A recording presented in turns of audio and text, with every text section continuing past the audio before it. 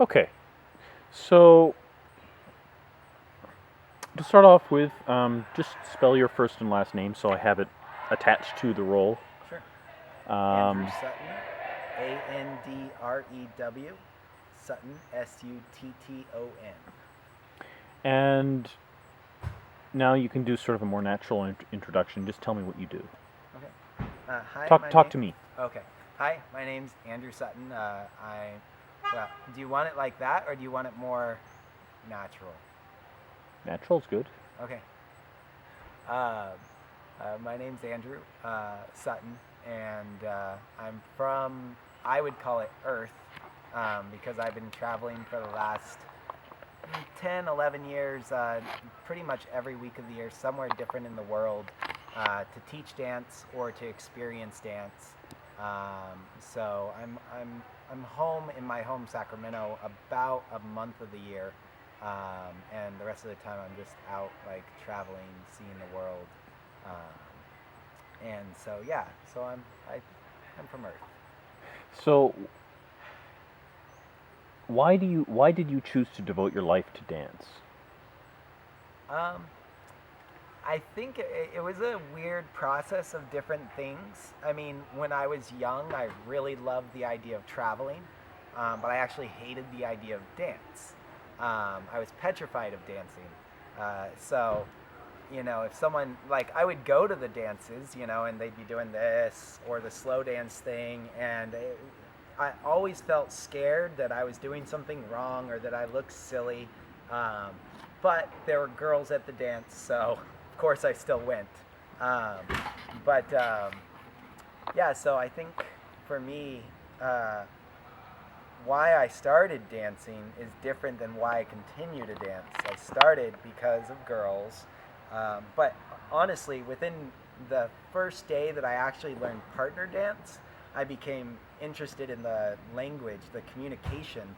It was like learning a new language, and I was fascinated. I can get somebody to move their leg without telling them, just by doing these things in my body.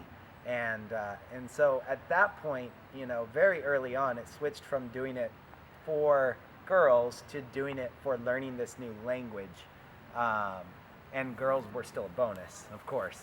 Um, and then uh, it transitioned to me doing it because, kind of just because people wanted me to. I was traveling around to experience dance, and I wanted to do more of it, so I started joining a performance troupe where in order to, in order to get into a dance, I would ask to volunteer it because I was a college student, didn't have any money. So I would volunteer and help out, and even right the second lesson I took, instead of taking, like, the first lesson was, here's a beginner lesson, let me teach you 6 count, East Coast swing. And then they would go, okay, now go into this other group. And this other group was people that were taking classes in other places, and they'd teach each other what they learned. So someone taught me Charleston in this other group, and then right after I learned it, I went to somebody else and taught them Charleston. Uh, so I was in this teacher role, even like on the first day, like after the first hour of dancing, the second hour of dancing, I was in a teacher role. Um, and and then I joined a performance troupe, started teaching through that, um, and and it wasn't until I graduated from college as an engineer, that I realized, I was back home and I was searching for a job online, and back then that's not really the best way to get a job. And I realized after 2 months of doing that, the reason why I was doing it was because I had no interest in being an engineer. I wanted to be a dance instructor. And I think the reason at that point was because I really just loved dance and I wanted to do it all the time, and being able to do what I loved for my job was like, that was the ideal for me. You know, of course, I did have fears. I didn't want to burn out, but I was lucky enough that I was in the generation of dancers where there was already a generation of teachers before me that had burnt out. So I was able to ask them, like, why'd you burn out? and like I was able to get ideas of how to avoid burning out right at the beginning of my career. Um, so so that was nice. And then, but why I teach dance now is evolved even more, and it's really to, for me, share with the world how to make life amazing. Um, and through dance, I've realized there's ways that we can make our life amazing. And it started with me just realizing, like, there's ways to make dance amazing that I wasn't doing. Like I was always, I'd take someone to dance with them, and I noticed they were doing something that I was taught was wrong, right? Wrong. And as soon as I took them in my arms, I'd be like, oh, they do this, and I wouldn't have an amazing dance with them. I'd have like an okay dance, or maybe even a bad dance, right? And it wasn't for a while that I realized that I was the one that was creating that dance that way, you know.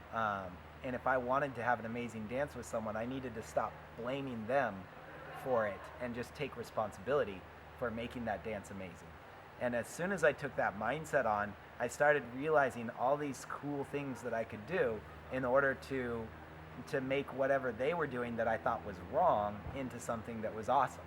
Um, and slowly over time, I started realizing like how in my regular life as well, I'm doing things that are blaming other people for why I'm not successful, for why I'm doing this or that, or and I started realizing, yeah, I need to take more responsibility in my own regular life, and so now I think I teach because I want to share that concept of like you have the opportunity to make anything amazing, and I'm going to show you some examples in dance of how to do that because I know a lot of examples in dance. I've experienced a lot of ways that people blame someone else and how they could have just changed this little thing and then they can rock it out. So all my examples are there, but at the same time, I hope that people take that into their regular lives and then look at like how do they use that mindset to also just make their lives even better than they already are. Wow. That was 4 hours of material if I try and flesh out everything that I heard there. Wow. Why don't we focus in on, it sounds like you have a little bit of a spiritual mission there. In a way, like I don't necessarily connect specifically with the word spiritual. I don't connect or disconnect with it.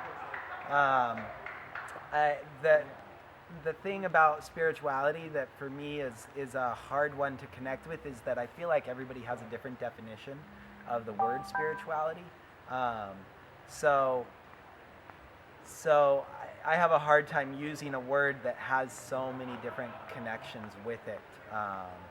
And I do think like my goal is something that I want, like I just this weekend I decided my goal was to provide the entire world with the opportunity to make every dance amazing.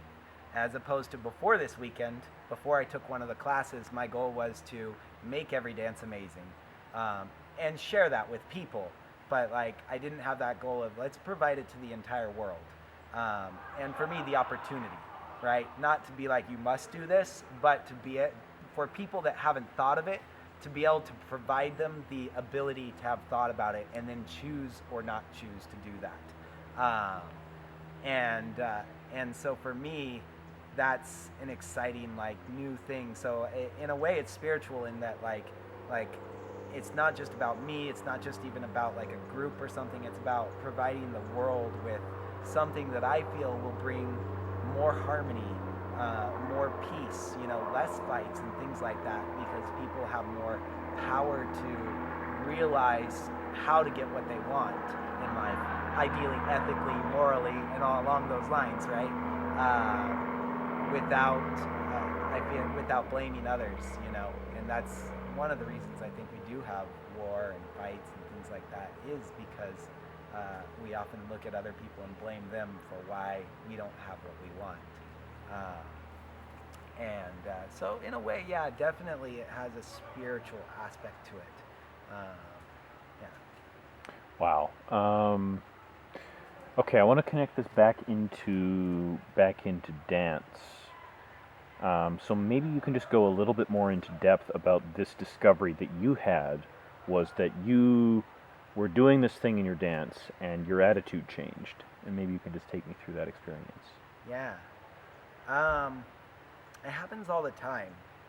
I mean, the first time that I can remember, like a big aha for me, was I had always been taught that counterbalance, which counterbalance is when you use your balance and your partner's balance to go away from each other and still stay in balance. So it's, if you were to let go of your partner, you would, some people say you would fall down, but I would say you would go backward.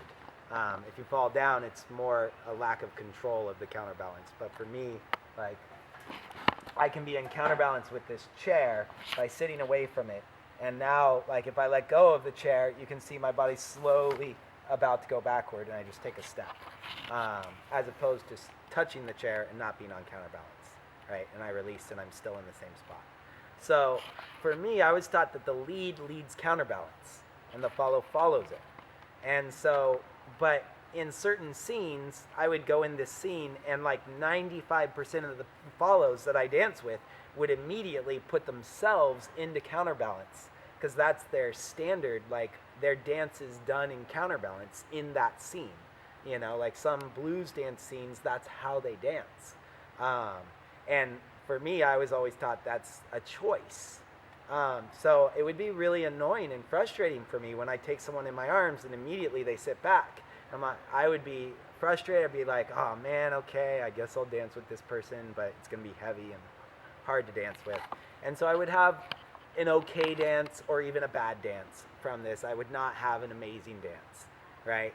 And it wasn't until I started teaching this class about like taking responsibility for your dancing that I realized my own area where I wasn't doing this, you know? And I realized, like, oh, it's when someone sits into my arm, I complain, I blame it on them. And I started going, so what can I do to make that dance amazing? And I realized all I need to do is match them. Is if they sit back into my arm, to sit back myself and take it as a lead. Oh, they want me to sit back, right? And I can still lead everything else in the dance. All I have to do is lead it in counterbalance instead of out of counterbalance. And as soon as I started thinking in that way, I started like appreciating when someone did it on their own, because it was a challenge. It was like, oh, this is one of those people that does that. Let's see if I can do this.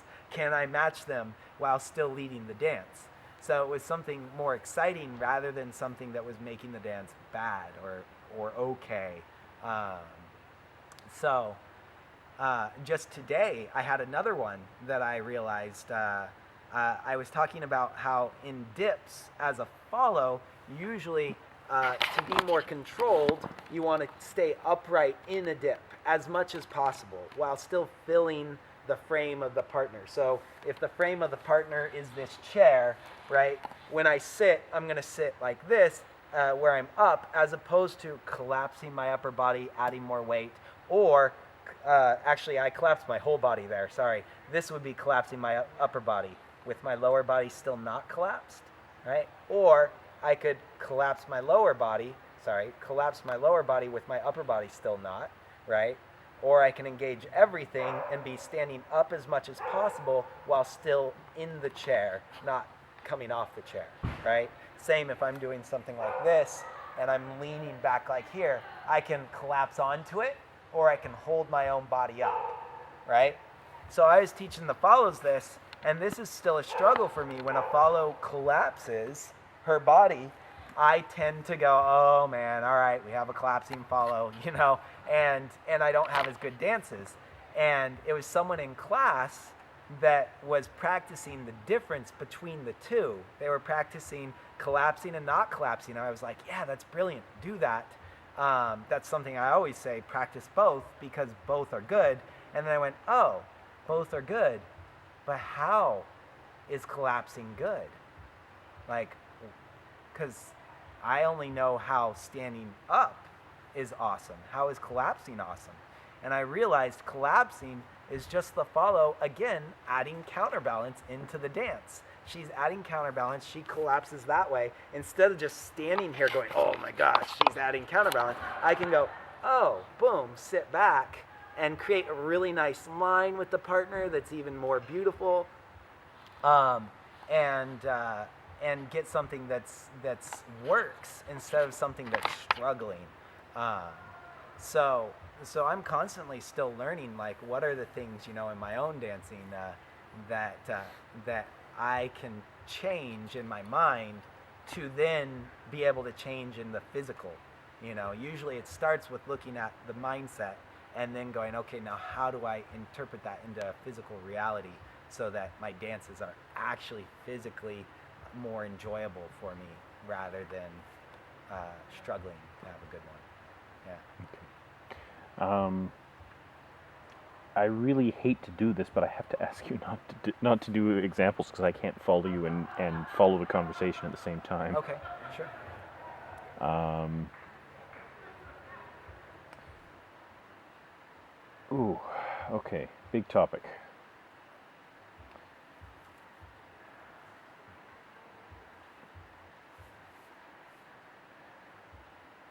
What does that moment of